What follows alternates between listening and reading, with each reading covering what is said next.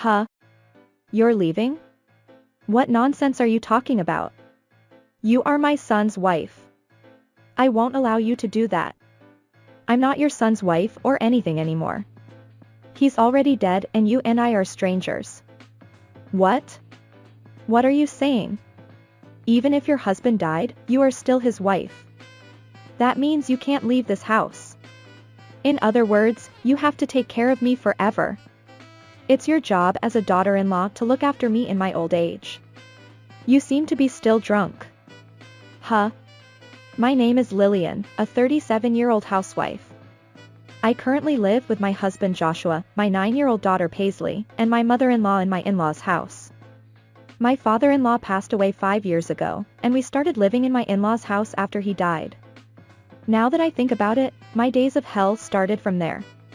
As soon as I started living with my in-laws, I was bullied by my mother-in-law. She complained about my cooking all the time. She also criticized me for everything else I did and denied my personality. She also often insulted my appearance. My mother-in-law loves alcohol and often drinks too much and gets drunk. She said to me many times, "Your face makes the alcohol taste bad." At first, I fought back against my mother-in-law, but I gave up at some point and decided to ignore her. That point was when I found out about my husband's affair. He was having a relationship with a young woman behind my back. I said, "Let's get divorced" at that time, but he apologized over and over, saying, "It was just a mistake. I'll never do it again. Please forgive me." He probably didn't have much feelings for me anymore, but he didn't want to be separated from his daughter. He said he absolutely didn't want to get divorced. He loved his daughter very much, and she was very attached to him, too. She was only 7 years old at the time. I thought it might be a bit pitiful to separate them now. I made him promise not to cheat again, and I got him to pay me alimony and decided to continue the marriage. After that, my feelings for him became much weaker, and I hate to say it, but I treated him as an ATM. He was supporting me and my daughter, and I could become a housewife. The harassment from my mother-in-law was still the same, but I thought I could manage if I just endured it. 2 years passed in no time like that. My daughter, who had just started elementary school, was already in 3rd grade. I thought that watching her grow up would be my only reason to live. Then, my husband suddenly died. And the way he died was terrible. He was cheating on me at the time, and he was flirting with his cheating partner in her apartment. Then, her husband, who was supposed to be on a business trip, came back unexpectedly.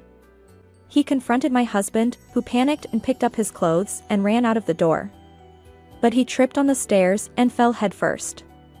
He broke his neck and died. I was speechless and couldn't say anything. He managed to put on his pants while running away, and the photo taken by the police showed him lying down in his underwear. I had already given up on him as a husband and treated him as an ATM, so I was more angry and disgusted by the fact that he died in such a stupid way and brought shame to our family than sad by his death. The only ones who mourned his death were my daughter and my mother-in-law. But my mother-in-law seemed to be very embarrassed by the way her son died, and she told me to tell everyone that he died in an accident. "You have to tell everyone that my son died in an accident." As for my daughter, she didn't understand the details yet, so she thought that her father really died in an accident, and she was very sad. I think he was a really good father to her. He often took her to shopping centers and other places on weekends, and he always talked to her with a smile and kindness. He was the worst as a husband, but I appreciate him for that. Now that my husband was gone, the troublesome existence was my mother-in-law. She started drinking more alcohol after he died, and she increased her verbal abuse towards me. "It's all your fault.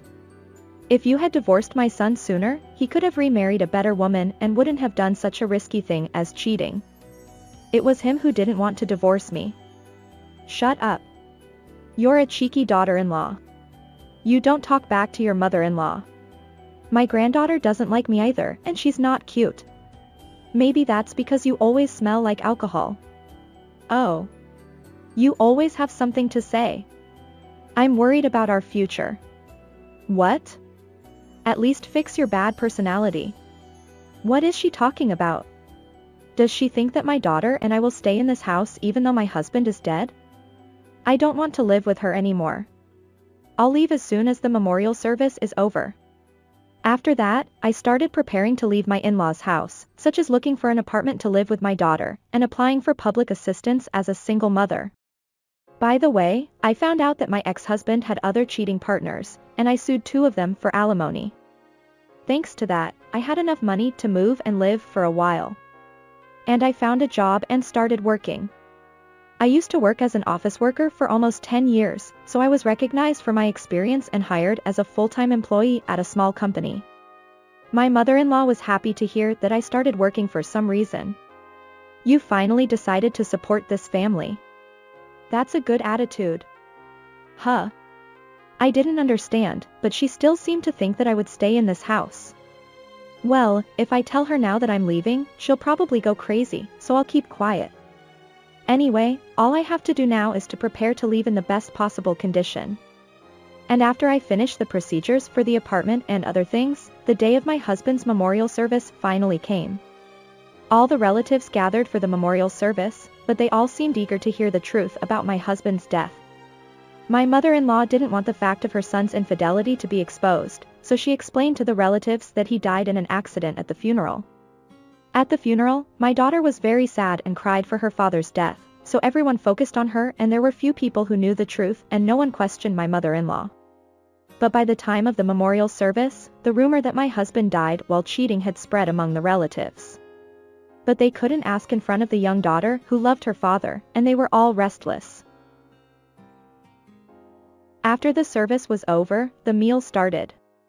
My daughter was tired from being up early and doing unfamiliar things, and she fell asleep after eating.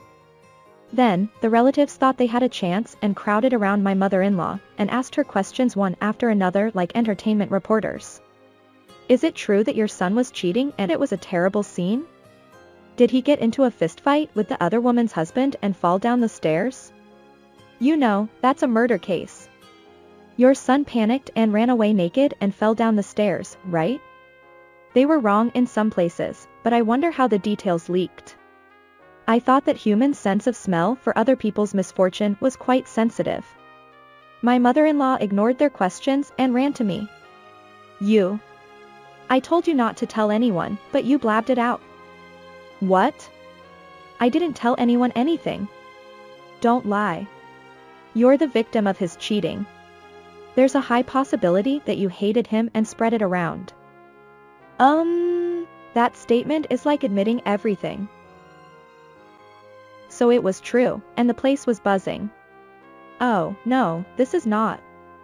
Lillian. It's your fault. Why is it my fault? If you hadn't made me angry, I wouldn't have suffered such humiliation. How much do you want to make fun of me? No, like I said, I didn't spread anything about my husband's death, and you just made a mistake by yourself, right? It's risky for me to spread how he died, too, you know? I don't want my daughter to know that her father died in such a way. Even though I tried to calmly clear up the misunderstanding, my mother-in-law didn't listen to me at all, maybe because she was drunk. Shut up. It's all because of you that my son died. You have no charm as a woman, so he had to go to other women and lost his life. She spewed out so many insults that it was out of control, and the relatives were also disgusted by her. And then, she passed out from drinking too much. The relatives sympathized with me and spoke to me kindly.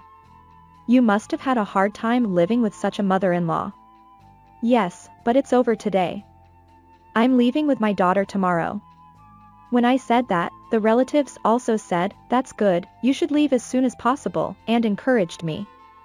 The next day, my mother-in-law woke up late in the morning with a hangover, so I took the opportunity to pack up my things with my daughter and get ready to leave. When my mother-in-law woke up and came to the living room, she ordered me to give her water. Water? Well, it's the last time, so I guess I'll give her some water. I said that and put a glass of water in front of her, who was sitting on the dining chair with a sour face. And after she drank the water, she finally looked at us properly. Oh. Are you going out? Yes, I guess so. More like leaving than going out, though. Huh? Leaving? What nonsense are you talking about? You are my son's wife. I won't allow you to do that. I'm not your son's wife or anything anymore. He's already dead and you and I are strangers. What? What are you saying? Even if your husband died, you are still his wife. That means you can't leave this house. In other words, you have to take care of me forever. It's your job as a daughter-in-law to look after me in my old age. You seem to be still drunk. Huh? When my husband died, our legal relationship ended. What? That means you and I are legally completely strangers now. No, no. So I don't have to stay in this house and take care of you. Then what am I supposed to do from now on? I don't know. You have to figure it out yourself. There are various options, like living on a pension or entering a facility. Don't be ridiculous. I won't let you leave on your own. At least leave your husband's inheritance. Don't worry, the inheritance is all yours. I renounced it. What? As soon as she found out that she could get the inheritance, she smiled. Oh, is that so? You know your position well. Then there is no problem. Please leave as soon as possible. I'll leave even if you don't tell me. But, you know that the inheritance is a negative one, right? Huh? What my husband left behind was a debt from a consumer finance company. What? How much is it? It's $50,000. It's $50,000? I can't pay such a large amount of money. Well, maybe you can manage if you sell this house. No way.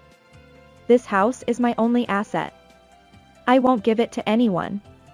And if I sell it, I'll have nowhere to live. Then you have no choice but to pay it off little by little from your pension. It must be hard with the interest and all, but good luck. By the way, the mother-in-law couldn't renounce the inheritance even if she wanted to. When my father-in-law died, she had changed the name of the house to my husband's name as an inheritance measure. She couldn't renounce only the debt, so renouncing the inheritance meant losing the house as well.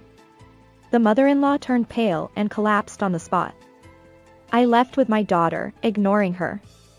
And I blocked the mother-in-law's number so that she couldn't contact me at all. I don't know if she was able to pay off the debt safely, but there is no doubt that she is forced to live a poor life because of the debt. On the other hand, I moved to an apartment with my daughter and we are living a comfortable and happy life together. My daughter is growing up to be a good girl and she even helps me with cooking lately. I want to work hard as a single mother and raise my daughter well from now on. Her mother-in-law not only defended her son's affair, but also expected her to take care of her in her old age. What a shameless mother-in-law she was. I think it would have affected the child as well if they had lived together. Lillian made a nice decision to leave early. Please continue to live a happy life with your child. Thank you for watching until the end. How did you like this story? Please also subscribe to our channel. See you in the next video.